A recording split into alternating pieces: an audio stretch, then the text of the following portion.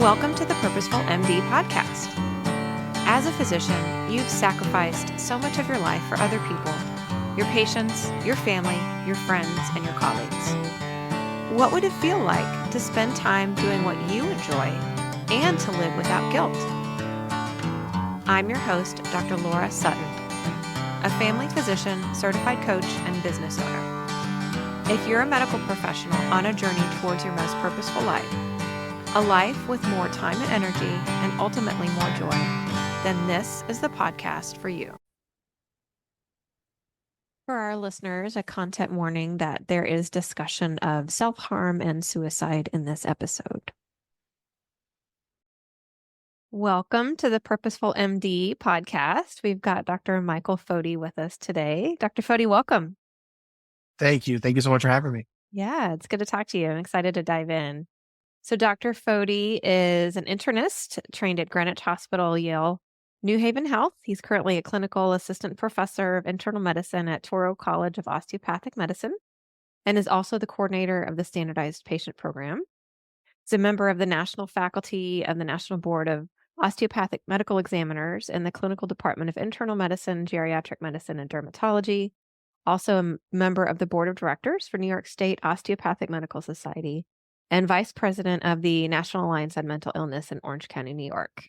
And also the author of a book called Grief, A Doctor's Battle with Anxiety and Depression. And I know you'll share more about that. Thank you so much for being here, Dr. Foti. It's great to have you. Thank you. Thank you so much for having me. So I've heard your story a little bit on a previous podcast with AMA, but I'd love to have our listeners hear your story again and how your story brought you to where you are right now.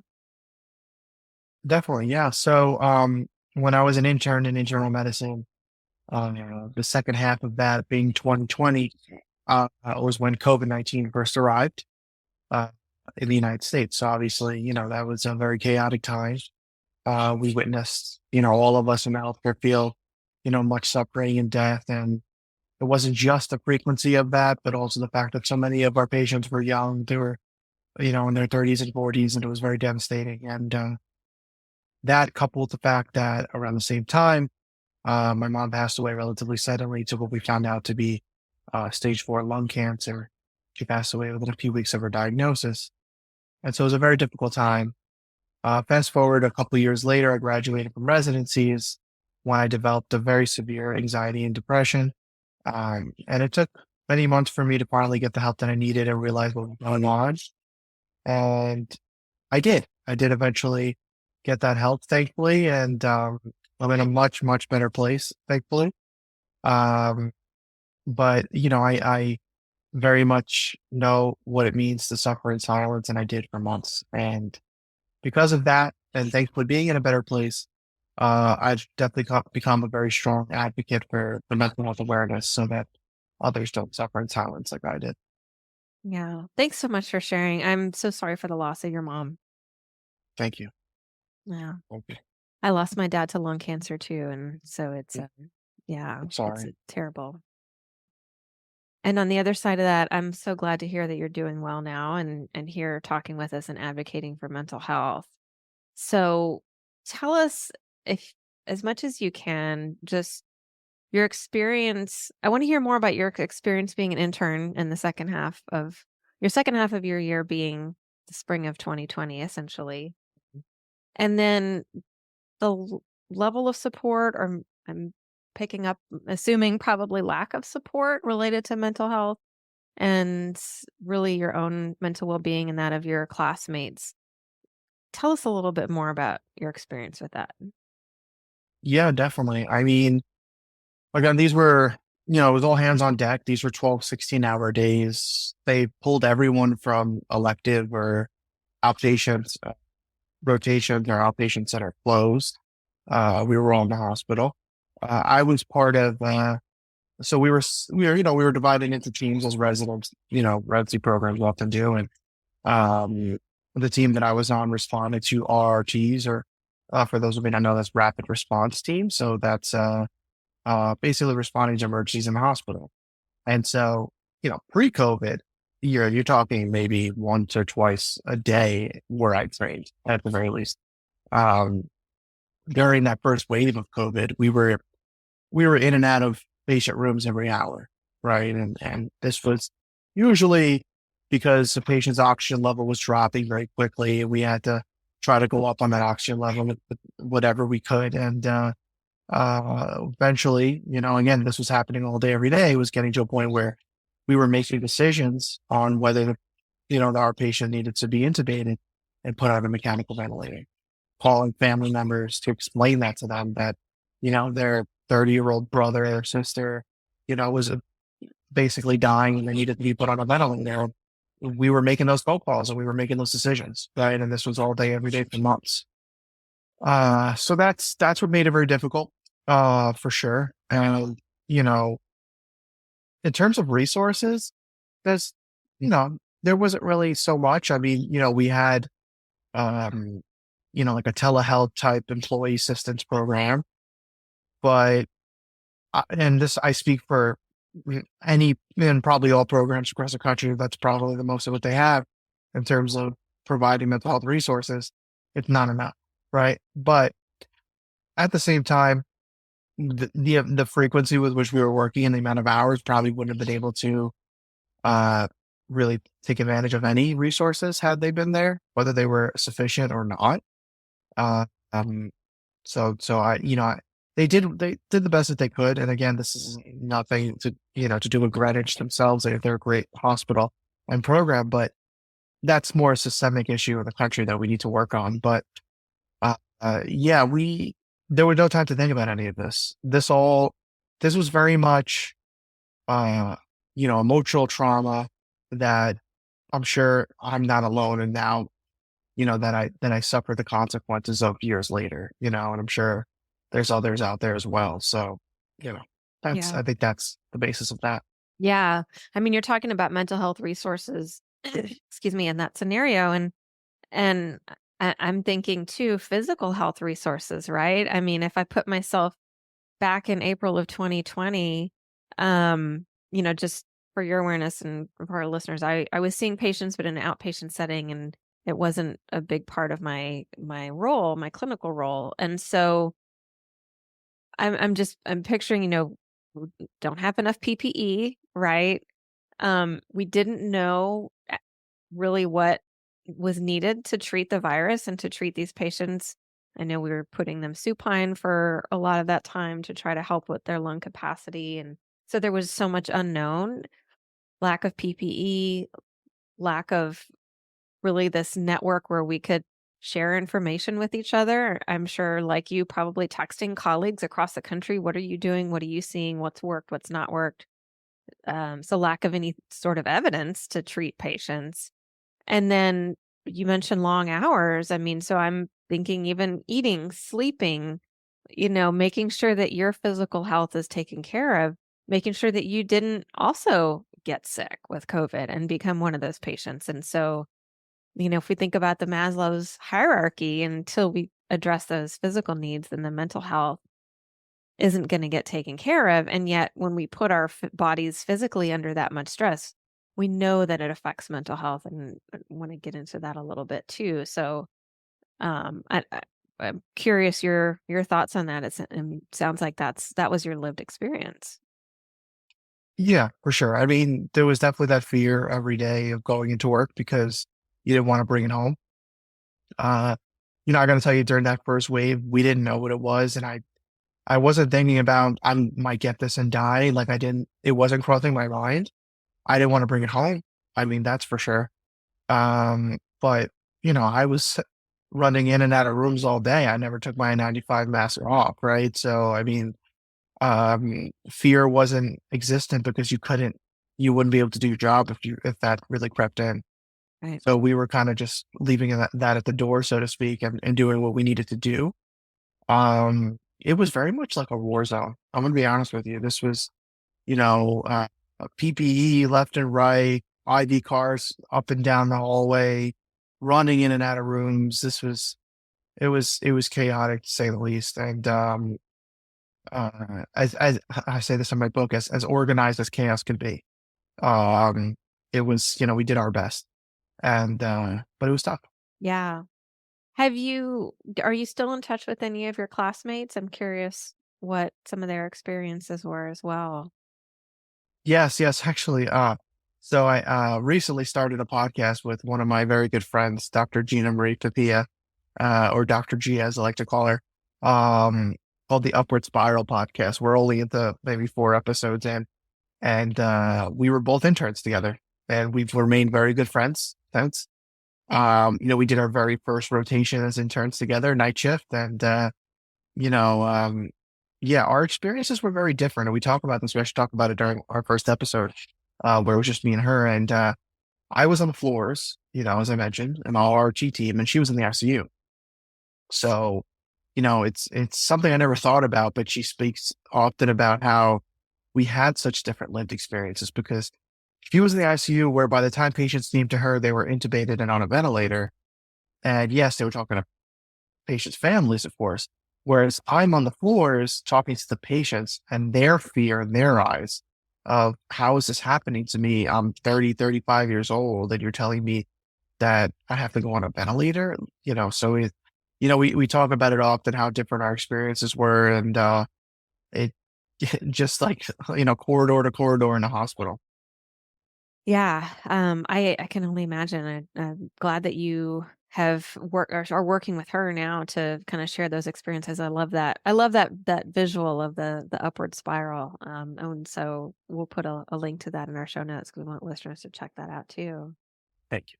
So how take me again kind of through your intern year. You mentioned developing anxiety and depression sometime later. And so was that a something that what's coming up for me is the book The Body Keeps the Score, about how our bodies internalize these experiences that we have, and they can sometimes manifest as anxiety and depression and other uh, other health challenges. So that at least that's the visual that's coming up in my mind. So tell me your experience with first being diagnosed and what resources were available to you at the time and your story from there. Yeah. So, it really didn't manifest until after residency, which is pretty interesting. But I think it was because the challenge of being an attending and the fact that I internalized all of this trauma that I just had no resilience to really overcome that challenge of that transition in my life, is what I now know. Obviously, I didn't know at the time. So it began really as, so my first position out of residency is I was actually a residency preceptor at another hospital in Connecticut. Very much interested in academics. That's how we all know I'm teaching. But um, what happened was it was a nightly, basically very severe panic where I'd have a very intense pressure in my chest as if someone was trying to, literally rip open my rib cage, and a very severe squeezing sensation on my left arm, and really the most unbearable sensation I never wish on anyone. And this was every night. And every morning waking up with a very intense fluttering in my chest, which I carried through me, the rest of the day. And this again, 3, 4, 5 months pass. And I was just thinking that I was stressed from work, that it was just too much to transition on me to an attending life. And I didn't think of more than that, just stress. Right. And eventually I switched jobs thinking that it was the job. And so I went to general primary care, but it continued, to the point where I was not sleeping. I felt sick. I had colleagues covering my patients because I was leaving early thinking I was sick. Eventually though, and I remember it was December of 2022. And I had the worst panic attack up to that point where honestly I thought, well, maybe this is my heart because it wasn't going away. I couldn't breathe. So my wife brought me to the emergency room, and, they did all their testing, and obviously my heart was fine, and wound up seeing a psychiatrist in the emergency room. What a very long talk with me. And I really appreciate she was a, she probably doesn't even know it, but a big turning point in my life. She sat with me for like about an hour or two at my bedside in the emergency room, and we just spoke, and she just asked me what's been going on recently. But the best approach probably she could have ever taken, because if she didn't say that, I probably would say, oh, I'm just stressed from work. And so I told her everything that happened, like I'm telling you and your listeners now. And, she told me, like, why are you surprised? I mean, look at everything you've dealt with, right? You lost your mom, you lost a ton of patients, and you're grieving and you're now, suffering from anxiety and depression. And that's when I was diagnosed. So I took a medical leave, talk to the question you mentioned about the support I had at the time. I had no option but to take a medical leave. This is something, again, I'm not blaming the position, but something at the system level that we need to change where we don't have enough mental health resources and outlets for physicians and really anyone in the health workforce. It's treated solely as a disability, and you got to take time off and come back when you're, ready to go. And so unfortunately, I think that's something that needs to change, but that I can speak on after. But I think that, I took a medical leave and that was the best thing I could have done. I saw my primary care doctor. He started me on an antidepressant. I went to see a psychologist weekly, and it's the best thing I could have ever done. And I'm in a much better place for it. I'm so glad. Those experiences sound just so frightening. What you felt, the chest pain and yeah, it just sounds really frightening. And like I said, I'm glad that you got the help that you did. Thank you. Yeah. So what, because you touched on it, and I really want to spend some time on this too. What what are you seeing as, are we starting to make changes to the resources that we offer for our trainees and our any of our physicians? And what still needs to be done? So I think awareness has changed and has increased, right? We have wonderful organizations like the Dr. Lorna Brain Heroes Foundation, for which I'm an ambassador, which they led to the Provider Protection Act, the legislation that's passed. You have wonderful organizations like NAMI, raising awareness on mental health, and just physicians speaking up on this, right? I see this left and right, wonderful colleagues that I can now call colleagues speaking up on this. But at the actual system level, in terms of providing these resources, they're very much lacking. It's very consistent, from hospital to hospital or medical school to medical school. And in my opinion, again, when we're not there, every medical institution, medical school, and healthcare institution should be campaigning on mental health and wellness for their health workforce and for their medical students. It should be right then and there everywhere, right? And there should be a dedicated behavioral health center for our health workforce and for our medical students. That there are medical students, they're only seeing our health workforce. And so these two steps, what it does is it says to someone in the health workforce, or it says to a medical student, it's okay to not be okay, right? Get that help. We're here for you, right? It empowers them to seek out that help and get the help that they need so that they don't suffer in silence, right? Like I did. And so I think those are two big steps that, as a country, we need to take. Yeah. I love that. It's so important. It's it's like reducing the stigma is kind of what I hear from you, and encouraging people to say, "Hey, I'm struggling and I need some help," and that we can, like you said, empower them and show them that it's okay, that we don't have to go through this alone. I mean, that even not in a pandemic, the experience of residency is traumatic, and there's so much going on, so much just that we're trying to learn, first of all, and then we put our bodies through so much stress. And then to add in there a global pandemic like none of us have ever seen in our lifetime, I can't imagine why anybody wouldn't need any sort of resources related to mental health and stress. And I think, at least I feel like there's still, and I'm curious your perspective too, is there still kind of this suck it up mentality, like, well, it's just tough. We got to tough it out.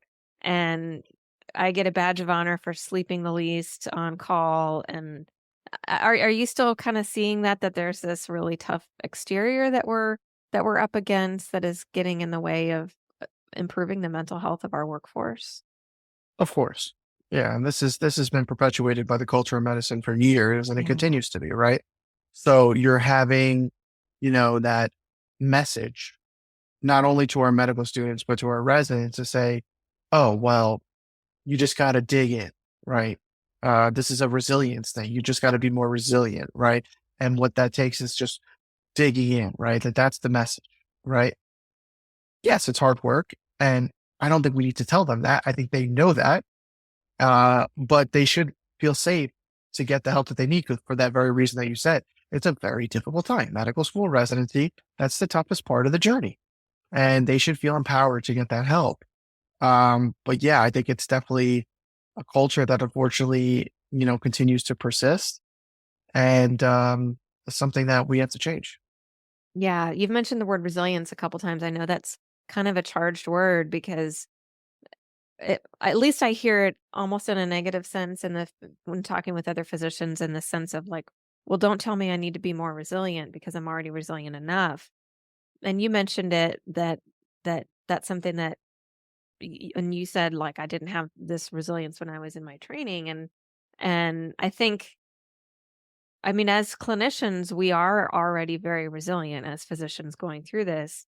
Um, but the medical training system kind of sucks it out of us to some extent. And then it can make us feel and I again, I when I went to school, I feel like my program was along the same lines as every other program, right? I'm not saying that my program uh, did anything that was really kind of degrading our training or mental health or anything like that. That was just it's just the culture, and like you said, it needs to change. But yet it can make the physicians feel like, "Well, there's something wrong with me." And especially if people aren't talking about it because then, like you said, they're suffering in silence, and we feel like, "Well, I must be the only one that feels this way, and that must mean there's something wrong with me because everybody else around me can hack it. Why can't I? Why am I the one that's struggling?" And so I love the messages that you're putting out there in this environment that you're creating to help the trainees and help the people in your institution really thrive and just even just talking about it. I'm really impressed by that. Thank you. Yeah, I think it's just normalizing, right? Mm. Getting help. Um, because uh, when you have, articles like one I saw recently that was titled, "Are we talking too much about mental health?" That tells you that there's still an issue, right? And I think that the previous generations of physicians, when they say the word resilient, what they mean to say is they survive. All I can say of those physicians is that they survive. They survived their surgical weekends that they like to call, right? Their 72-hour weekends and their 120-hour work weeks and all these different things they want to say, right? You survived. That's not resilience. Okay. Resilience, in my opinion, is thriving. That's not thriving, right? You have to have a proper balance of grit, sure, but self care, self compassion. They go hand in hand because I think, you know, we can go on, but I think there's data, right? The physician suicide is on the rise. Mental health is a hotline topic for a reason. All right. So we're not just making this up. We're trying to save people, right? Meaning our physicians and workforce so that they can save others, right? So, it's just, we're in a dire time, but we need to continue to speak up. Yeah. Yeah, I love what you said about resilience, that it's just surviving is not resilience, it's thriving because, we think about the number of physicians that are in mid to late career that would say, I wouldn't do this over again. And then who's going to take care of our family members? And then who's going to train the next round of physicians? And how are we going to maintain a healthy workforce unless we're all thriving? Yeah. Yeah. 100%. What is it that you're doing in your program specifically to help the trainees and the physicians thrive? Yeah. So, we also, as I mentioned, I'm part of NAMI, which is the National Alliance on Mental Illness in Orange County, New York. NAMI wonderfully also allows for student organizations. So we now have NAMI on campus. And we're going to be doing wonderful events for our students on campus, such as I'm going to be leading a guided meditation for our students, which will be great. And most especially, so NAMI Orange County, New York is holding our first ever NAMI Walks, which is a fundraiser for NAMI to continue to provide mental health resources, basically at no cost to our community. And so that's September 1st. And yeah, so we're getting it approved as a student run event, it's a student sponsored event rather as well, and just to continue to speak up and raise awareness and provide mental health resources. Yeah, that's awesome. Thanks so much. NAMI is a great organization, and I know they do a ton of good all over the country. So, yeah, we'd love for our listeners to help support that effort, and we'll put that link for the Thank fundraiser you. in our show notes too. Yeah. Well, tell us about your book. Your book is called Grief. Yeah, It's yeah, I called have it here. Yeah, it's called Grief: A Doctor's Battle with Anxiety and Depression. Yeah. So it's interesting. So I started writing down my experiences and the very kind of vivid details of what I mentioned, right? Really the lived experiences on paper. Really, it was something therapeutic at first to help process that grief, right? As it's titled. And once I started, I've been doing so many speaking engagements and I realized that my story can help other people, which really I'm so humbled by that I have a story to tell that's actually helping people. I figured, well, why not put this in print and try to reach more people and try to help more people, right? Because obviously, being an author is not a full time gig for me. It's not something that is keeping the lights on. I'm just trying to help others and reach as many people as I can with my story. That's awesome. What's been the response to your book? Great, yeah. I mean, it's been wonderful. Colleagues, friends, family, everyone reaching out to me. They love it, and they said it's very powerful and some people like coming up to me that I know that I'm sorry, I didn't even know you went through that. And, a lot of that as well. But yeah, it's been very positive. That's great. Yeah, we'll put links to that as well, and available on Amazon and then Barnes& and Noble as an ebook. Mhm. Yeah. Thank you. Yeah. Yeah, I know writing is not for the faint of heart. I'm right there with Yes. you. So and Yes. especially when it's so Mhm. personal. I mean, you have this lived experience, and it's such a testament to your character that you are now, you're turning this into something that can help other people, and you're sharing about it and allowing that to really help others, and so other people don't feel so alone, and so that's taking, you're taking that pain and making something beautiful out of it, as beautiful as can be. So I really admire that. Thank you. I really appreciate that. Yeah. Well, it's so wonderful to have you, Dr. Foti. Is there anything else that you'd like to share with our listeners? I mean, no, that's it. If you could, support our fundraiser, I think that'd be amazing. And I'd love if you read my book. I think it's, especially if you're going through any of what I went through similarly or know someone who did or is, that'd be wonderful. Yeah.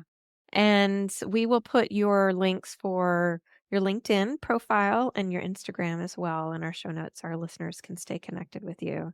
Thank you for your work, Dr. Foti. It's really inspiring, and again, I'm just so glad that you're here with us and sharing your story and spreading your light with to others. Thank you. Thank you. Really appreciate it. While I am a physician, the information presented in this podcast is for educational purposes only and should not be considered medical advice. It is not a substitute for professional medical advice, diagnosis, or treatment. Please consult with your own healthcare provider before making any significant changes to your lifestyle or routine. By listening to this podcast, you are not creating a physician patient relationship.